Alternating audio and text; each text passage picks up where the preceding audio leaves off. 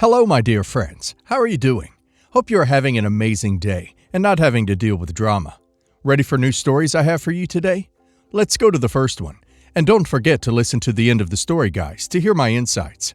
Enjoy the stories, and don't forget to like and subscribe. And of course, don't forget to leave a comment.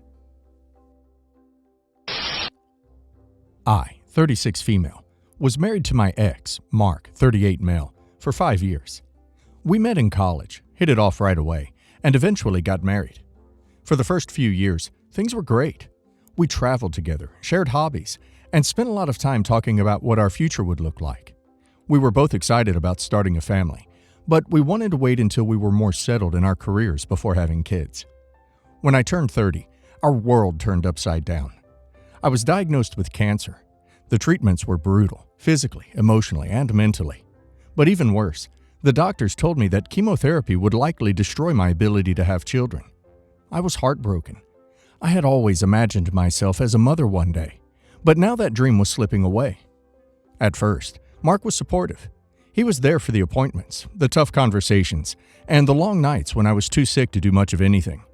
He reassured me that we would explore other options like adoption and that we'd get through it together. For a while, I believed him. But the longer my treatment went on, the more distant he became. He spent more time at work or with his parents than with me. Whenever we did talk, the conversations were surface level.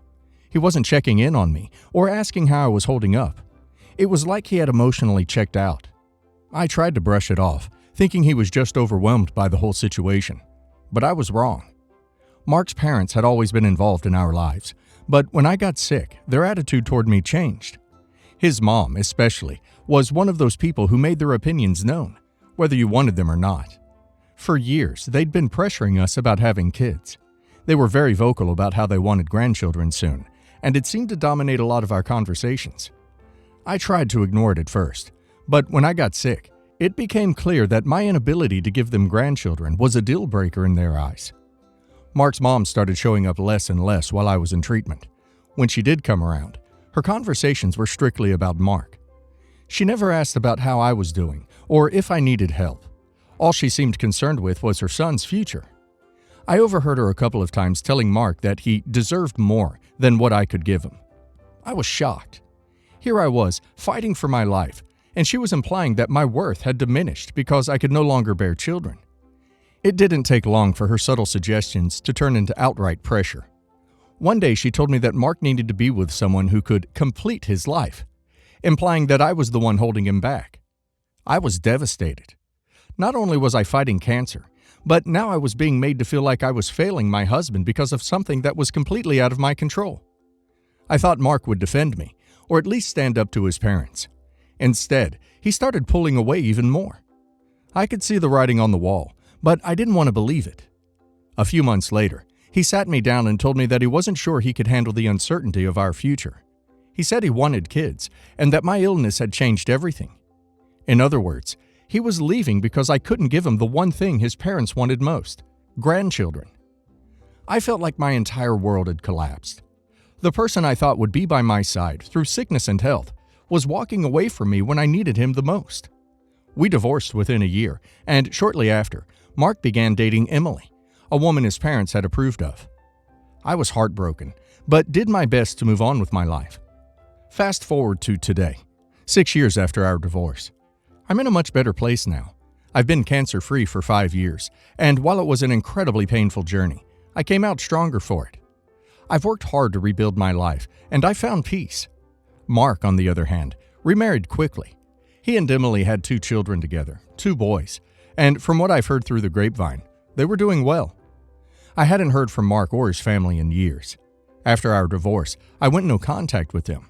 I had no reason to keep in touch, and I wanted to leave that part of my life behind me. It was painful enough knowing that they had rejected me because of my illness, so I didn't want any reminders of that betrayal. Then, about a month ago, I got a call from Mark's mother. I didn't even recognize the number at first, and when I realized it was her, I hesitated before answering. I hadn't spoken to this woman in years, and just hearing her voice made my stomach turn. After the usual small talk, she dropped the bombshell. Emily, Mark's wife, had passed away unexpectedly a few months ago. It was a tragic accident, and now Mark was raising their 2 young sons alone. I was genuinely sorry to hear that. No one deserves to lose their spouse like that, and my heart went out to those kids. But then she made the most outlandish request. She asked if I would consider stepping in to help raise Mark's boys. She said they needed a mother figure, and Mark was struggling to cope as a single dad. At first, I thought she was just asking for some support, maybe babysitting or something like that. But no, she was asking if I would step in and be a mother to these children. I was speechless. I couldn't believe what I was hearing. After everything that had happened, after they had pressured Mark to leave me because I couldn't have children, now they wanted me to mother his kids? I couldn't help it. I laughed. I didn't mean to, but it just slipped out. I genuinely thought it was some kind of cruel joke. I asked her, "Is this a joke?" Her tone changed immediately. She was furious. She started lecturing me about how the boys needed stability and how I had always wanted to be a mother. She tried to guilt me by bringing up my infertility, suggesting that this was my chance to fill that void in my life. I couldn't believe what I was hearing. I reminded her of how her family had treated me when I was sick, how they had pressured Mark to leave me because I couldn't give them children. Now, after years of radio silence, she wanted me to swoop in and fix their broken family. I told her I wasn't interested in being anyone's backup plan, especially not after the way they had discarded me when I was no longer useful to them. That phone call ended with her hanging up on me, but it didn't stop there. Over the next few days, I started getting texts and calls from Mark's family. His mother, his father, even a few cousins I hadn't spoken to in years. They were all furious with me. They accused me of being selfish, of holding on to old grudges, and of refusing to help out innocent children just because I couldn't let go of the past. They said I was letting my bitterness get in the way of doing the right thing. One text from Mark's mother really stuck with me. "I always knew you were selfish, and now you've proven it." That stung, even though I knew it was ridiculous. They were trying to manipulate me into taking on a responsibility that wasn't mine, and when I refused, they turned on me. Again. Now, I'm left questioning myself. I know it's absurd for them to ask this of me, but am I being too cold-hearted? Those boys didn't ask for any of this, and it's not their fault that their mother is gone or that their grandparents are awful. Part of me feels guilty for not even considering their request, but at the same time, I can't believe they think I owe them anything after how they treated me. So, Reddit, am I the a-hole? Are you kidding me? They pushed OP aside when she needed them the most, and now that their golden daughter-in-law is gone, they think OP should just step in and play happy family? The audacity is unreal. They treated OP like a disposable object when OP was sick. But now OP is suddenly worthy because they need something from her? OP doesn't owe them, her ex-husband and his kids, anything. OP should not let them guilt-trip her. And now let's hear the community's opinion. Not the a-hole. Wow. Just wow. It's not your responsibility to fix the mess they're in, especially after how they treated you. They threw you away when you were sick and vulnerable, and now they want you to step in like nothing ever happened? You're not a replacement for their late daughter-in-law. It's tragic that the kids lost their mother. But that doesn't mean you should sacrifice your peace or reopen old wounds to help people who have zero respect for you. Block them all and move on. You deserve better. Not the a-hole, and frankly, I'm astounded by the entitlement here. If they think they have a legal or moral claim to your time and emotional labor, they're delusional. They cut you off when you couldn't have children, and now they think you owe them your support because their preferred choice is no longer available? They made their bed, and now they can lie in it. I'd recommend keeping all communication documented in case they decide to take this insanity any further. But from what you've said, you're completely in the right. Not the a-hole. I can't believe how cruel and manipulative your ex's family is. You were already deeply hurt by them once, and now they're trying to guilt-trip you into stepping into a role you have no obligation to fill. Your ex-husband made his choice when he left you. His family made their choice when they pushed you away. You're not some stand-in waiting on the sidelines to fulfill their whims. You did the right thing by standing your ground. Don't let them gaslight you into thinking you're the bad guy here. This is every bit as insane as the title sounds, I promise. My sister was always very spoiled by our parents, since she's the youngest of 4 kids, and my mom had always thought she wouldn't be able to have more kids. My parents and my 2 older brothers all still treat her as the baby of the family, She acts the part perfectly. Don't get me wrong, she can be very sweet and caring too, but she's just a very immature, high-maintenance person. She thrives on attention, being popular, and being praised. She's also never really grown out of the high school queen bee mentality. All these things are causing the issue I'm writing here now. Basically, she got engaged a couple months ago and will be getting married at the end of August.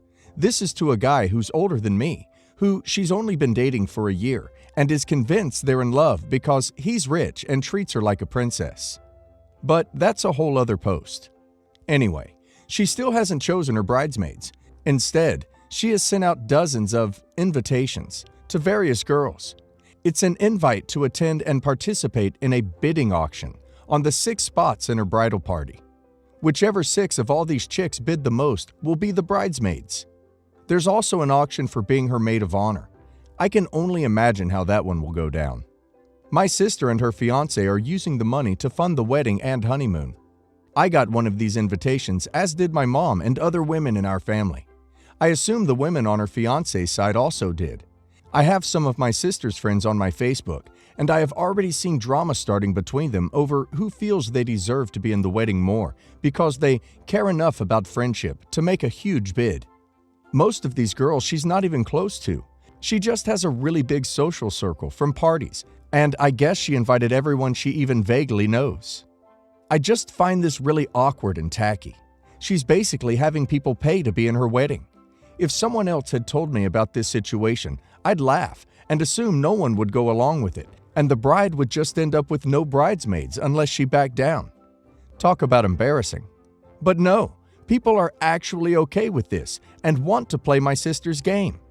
I do see it as a game for attention and trying to get people to fight each other over her. She lives off of that kind of thing. I have no interest in being involved whatsoever. I've always planned to attend the wedding, but could not care less about the bridal auction crap. But now, my sister is throwing a tantrum that I haven't RSVP'd to the auction and got our mom on her side too. My mom says I will look bad if I don't put in a bid when it's my own sister, and called me selfish.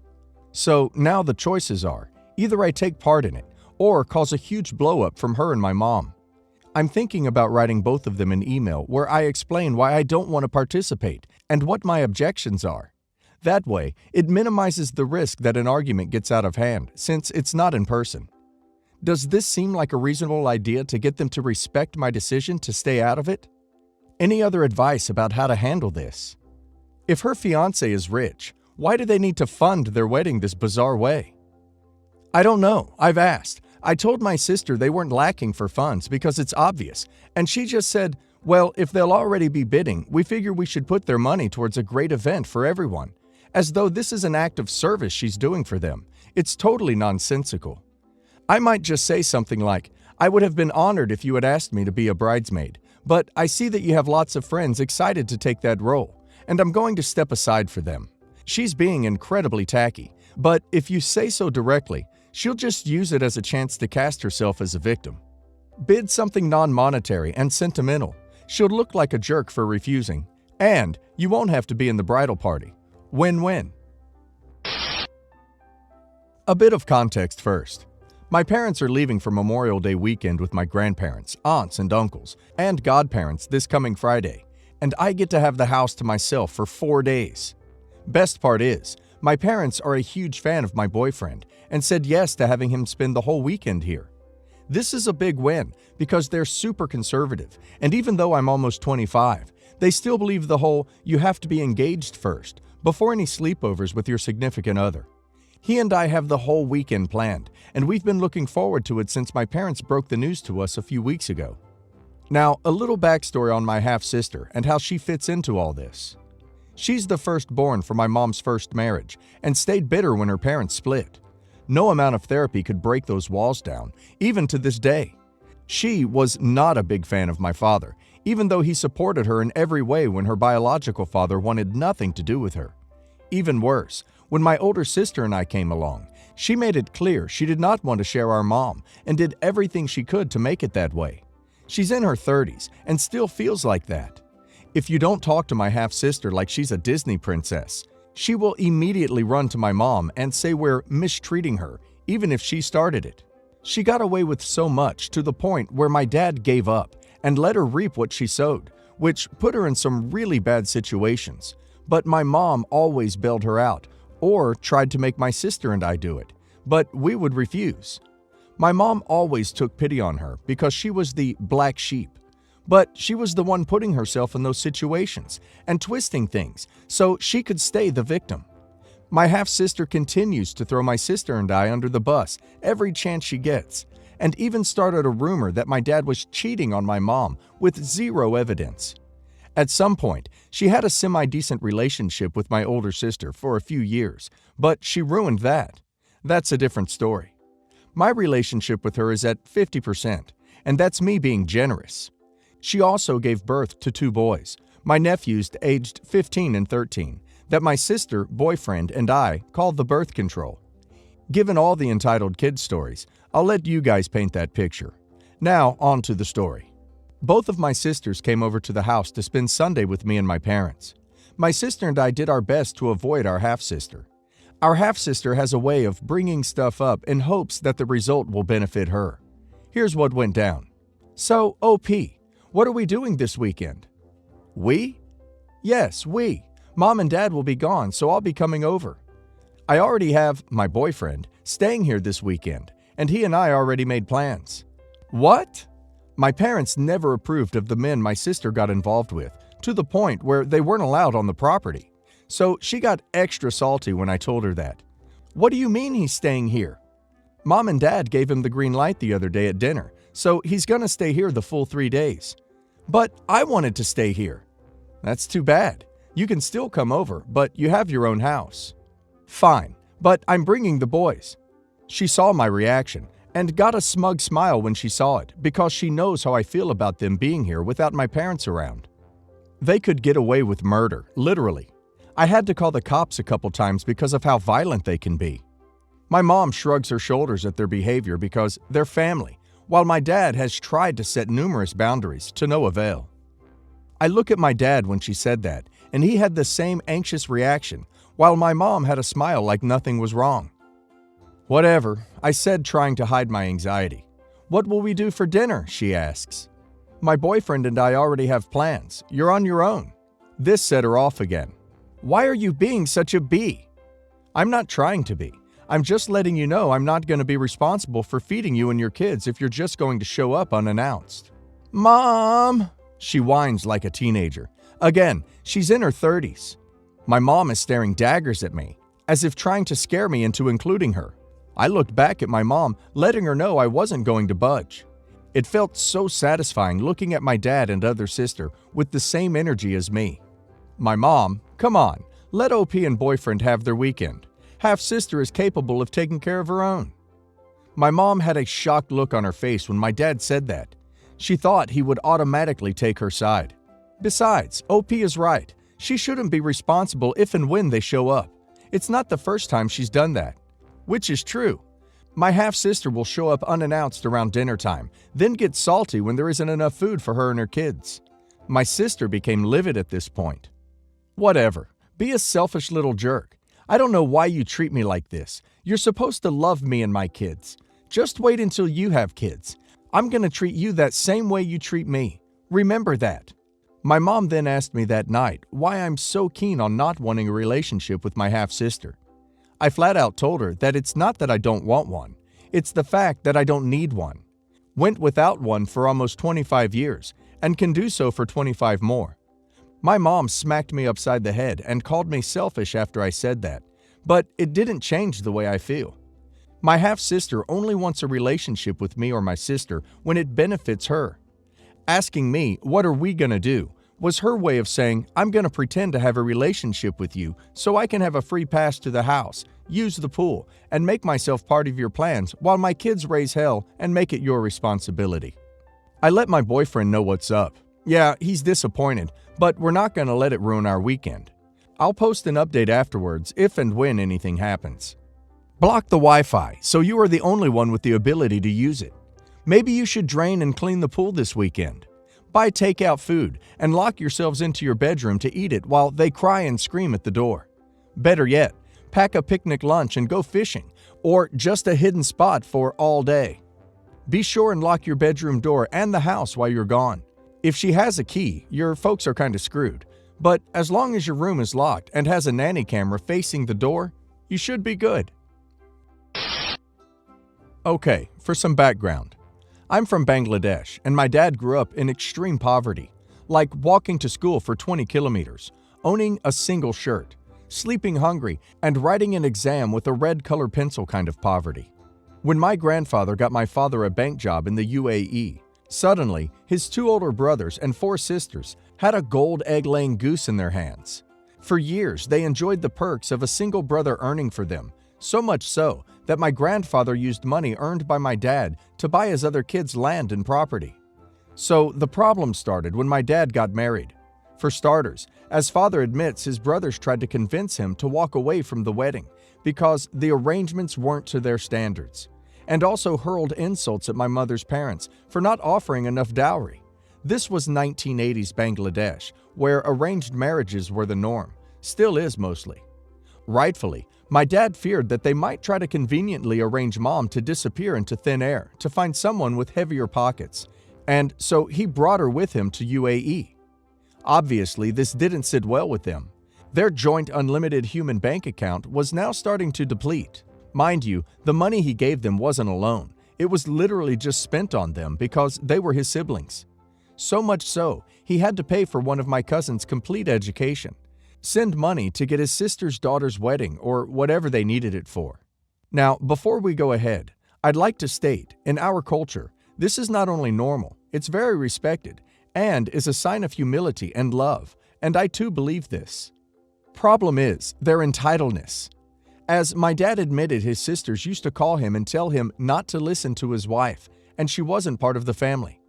One of them even encouraged a divorce. When my brother and I were born, things got worse. They resented our existence and poisoned their kids into thinking we lived in luxury and withheld money from them. So much so that whenever we visited, kids from other homes would hurl abuses at us because of how our cousins portrayed us. When one of them came to UAE looking for a job, he stayed with us for a few months and assumed we used to have kebabs and biryani every day, let's say equivalent to steak dinners. But wait, the worst is yet to come. One of them tried to K my mother with voodoo magic. Whether you believe in such things is inconsequential. It's the intention that counts. But the crowning achievement must be when they rejoiced upon hearing my mother had cancer and said the day she died they would distribute sweets in celebration. I'm almost 33 now, and honestly speaking, most of my cousins now admittedly realize how much hatred was inserted into them. I want to stay away from my fraternal aunts and uncles as much as I can, but my religious values don't allow me to cut them off completely. But what really bothers me is my father. Despite all this, he loves his siblings like crazy and would still give an arm and a leg for them if needed. Which is not to say he treated us bad, but it affected my life too.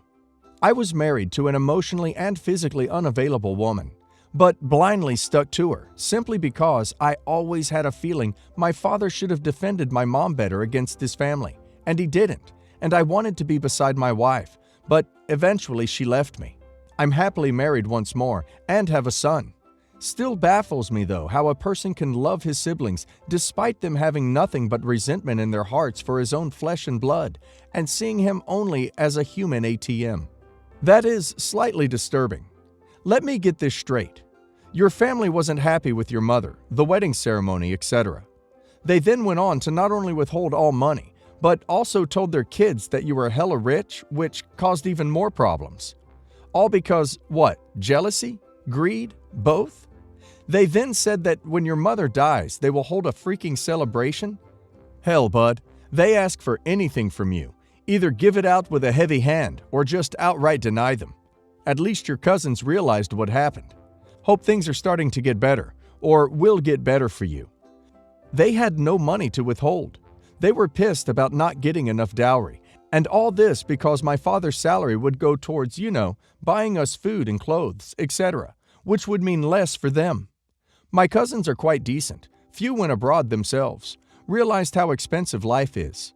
They were happy when your mom had cancer? What the duck? And your dad still loves them? I'm sorry, too much internet. I would have lost it at them. they would no longer be my family.